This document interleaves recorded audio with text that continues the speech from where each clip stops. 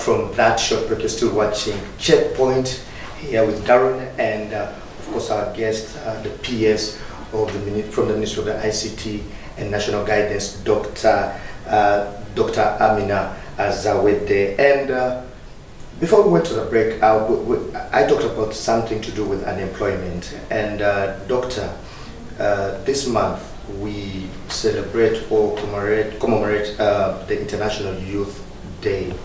And the biggest challenge these youths are facing is jobs. And as a matter of fact, if you look at the statistics around East Africa, I think we churn out the highest number of graduates. But the job opportunities out there consume very few of them. What have you done in the last year to kind of create jobs for those who move out of the universities? Thank you, Darren. Yes, the International Youth Day is on 12th August this year. And as a ministry, I'm going to start with the last in, first out. As a ministry, we have partnered with Makerere University together with Huawei Technology to set up an ICT job fair, where we are inviting companies to come and showcase in the Freedom Square in Makerere University to engage with potential employees, students who have fresh graduates from the university, assess them and interview them and offer them jobs. So we are trying to bring these opportunities closer to the students through such avenues like job fairs. But on the other hand, as a ministry, the first thing that was done towards this was to set up a BPO and Innovations Council. I think this one I have informed viewers about before what the intention of this council is. It is a council that constitutes membership from academia, from private sector, from startup companies, from government, as well as representation from startup companies and innovation hubs, and people who have had experience in BPO, setting up business process outsourcing entities in companies. So we have worked together with this council to come up with guidelines, or currently we are doing a review of whether we need a BPO and innovation policy to be able to have a regulatory kind of environment where people can operate to do business process outsourcing. The reason why this is important is because when we are dealing, when we want to market opportunities for our students or youths for employment, the other companies ask us, how safe are we working with you, with your youths? Will they deliver on quality? What protects us? And we don't have, specific regulations towards that. So we are working up a BP and innovations policy to support us on this. But we have also gone ahead to engage different entities. As we went to Dubai, we branded Uganda as a destination for ICT investment, using a tagline that we called Africa, we are the innovation powerhouse for Africa. Uganda, the innovation powerhouse for Africa. And we are doing so because we know, as Uganda, we boast of a number of youths that we have graduate every other year. They speak good English. We don't take that for granted, because when you go to other countries, I think when you have spoken to some people that I won't mention the countries where you struggle to listen, to understand the English that they're speaking. But we are good at that, and our location and position as a country, we're able to be the hub that distributes, skills to the region, East African region, and even globally. Even the time zones that we are in are favorable for the entire world. As people go to sleep in America, we are still awake and will do the work. As the other part of the world, wakes up, we could be sleeping, but we can put people on schedules and shifts so that they are able to serve the country globally and efficiently. So these are steps that we are taking towards that. The BPO and Innovations Council has been in place since, I think, November last year. Since November last year, we have worked with it to evaluate the innovators that we took to Dubai, but we are also working with the private sector to partner on various avenues. We have signed an MOU with Huawei to support us on skilling, short-term skilling. You know, you will tell me that people have left university, and then you're telling me you're skilling them. I explained that earlier. There are some special skills people need. You know, the way LDC supports lawyers who have done their law degree, and then for 9 months they incubate them to prepare them for industry. We need the same for ICT, and we have done that with companies like Huawei that, you know, have a number of programs to do that. There is Coursera. It does online courses. We have signed up a partnership with them to support us on that. But also we have signed up partnerships with, for example, the Romanian government through EU to come up with both skilling programs, but also employment opportunities for companies in Romania that would take on our students. I'm also going to start engaging with, you know, our foreign missions. The foreign embassies are in touch with, in the various countries they're in touch with the industry and know what opportunities that we can leverage on.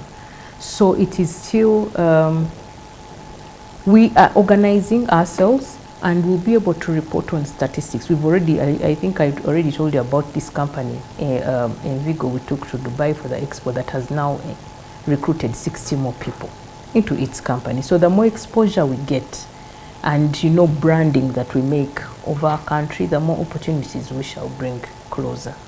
Do you look at spreading such fairs that you're creating, that you're going to have probably in Makerere, in places like Mbale, there's IUI University, there's Busitema University, I think in Tororo, or along that road, you have Gulu University. How do you include these in the plan that is in Central right now?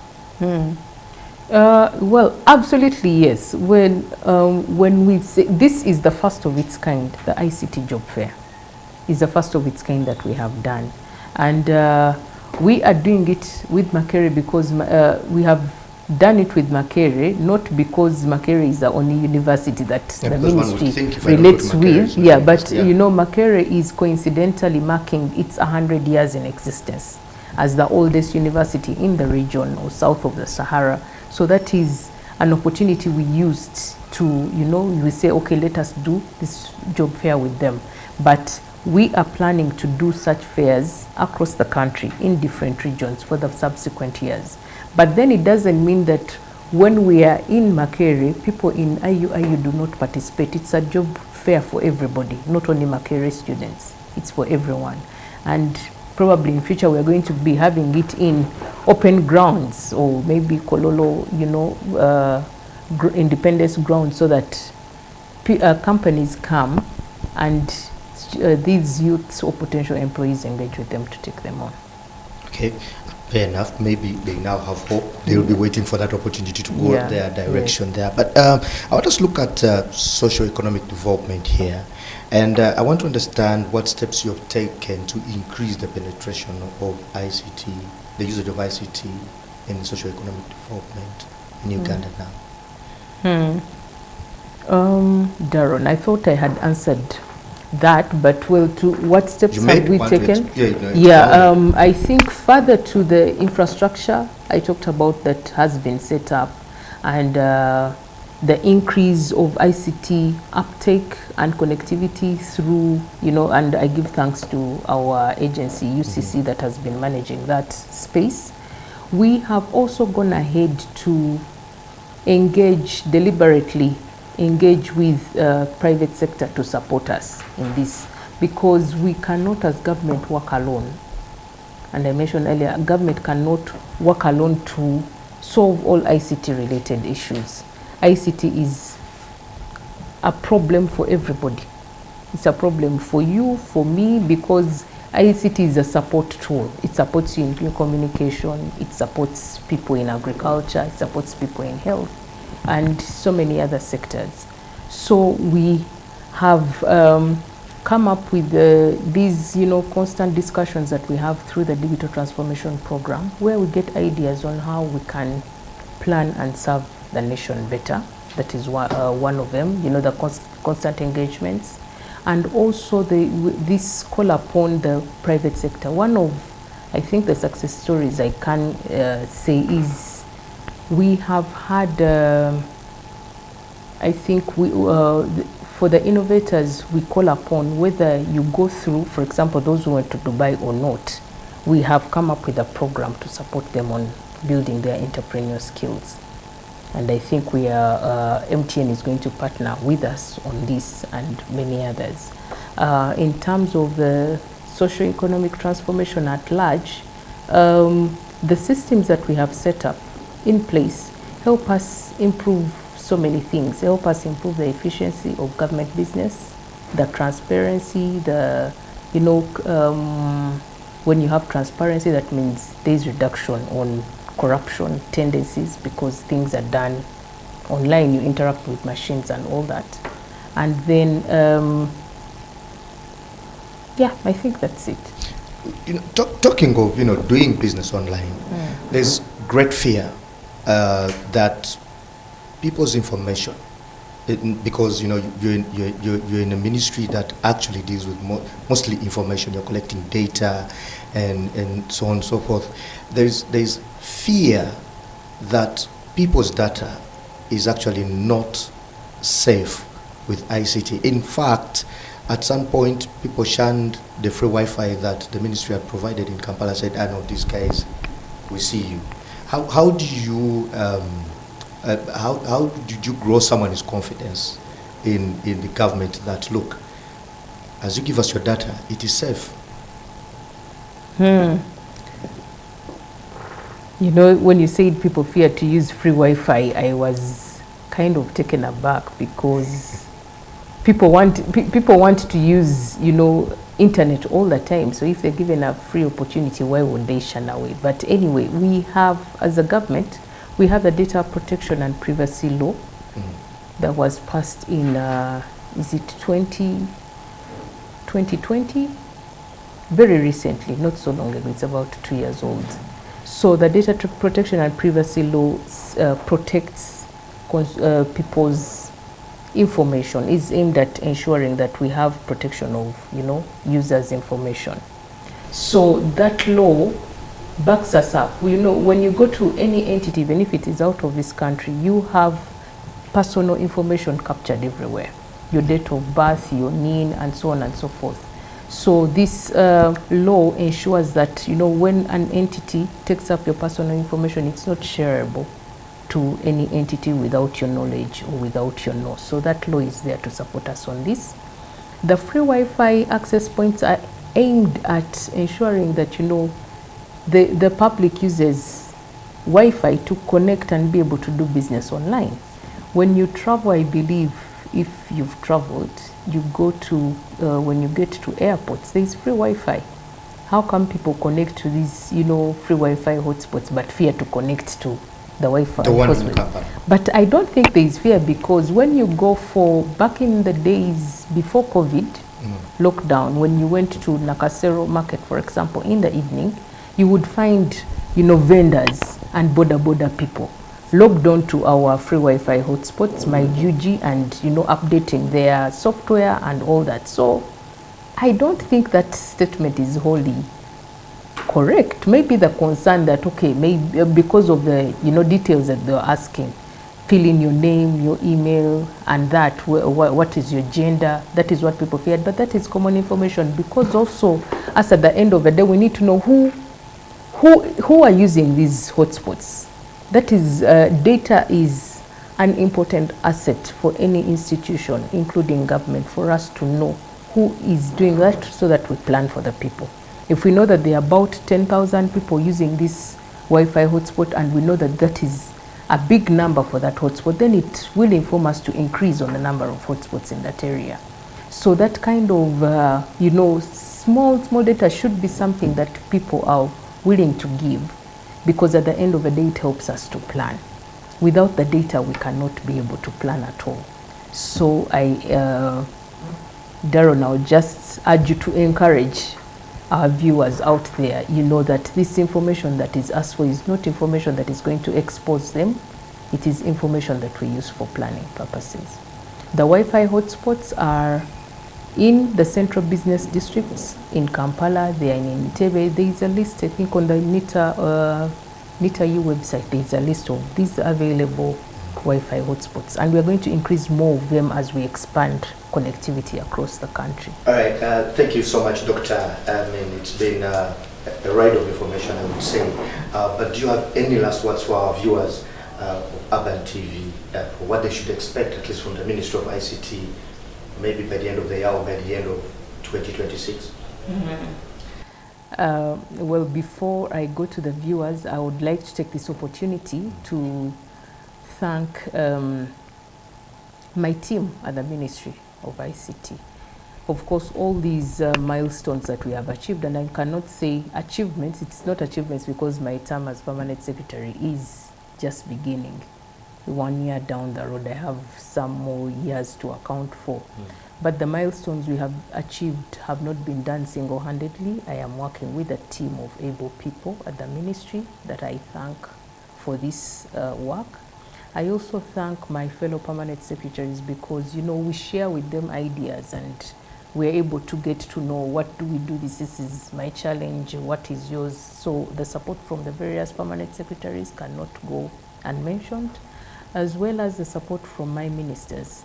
My Honorable Minister, Honorable Dr. Chris Bariomosi, my Ministers of State, Honorable Joyce Sebugwao and Honorable Godfrey Kabyanga have been very supportive in this. We work as a team at this ministry and we have all achieved whatever we have talked about as a team. I also thank the heads of the agencies that I have oversight over, because the achievements we are talking to the public about as a result of a whole sector or digital transformation program. On the other hand, I also thank the private sector, the development partners that we have worked with to realize these achievements, but also call upon them to continue with their support on the plans and roadmap that we have as we go forward. The job of ICT and improving ICT cannot be done single-handedly, but we have to do it as a team. Then to the viewers out there, especially the youths, because I know you're the majority of the population, please be available on the social media spaces or platforms that we have or we put out information across, because a number of calls are now coming up every other day on the trainings, on the opportunities that we have available, because that is our main agenda. Our main business is to ensure that we are fighting youth unemployment by creating opportunities for the youth. We are also bringing government closer to the citizens through improving our communication and relationship with the media houses to bring to you all the business that government is doing and the opportunities that are in there for you. And then we are also fighting exclusion to ensure that we have all-inclusive, you know, approaches and opportunities for all our Ugandans, because everyone matters in this country. Then lastly, we are fighting poverty through the Parish Development Model Program.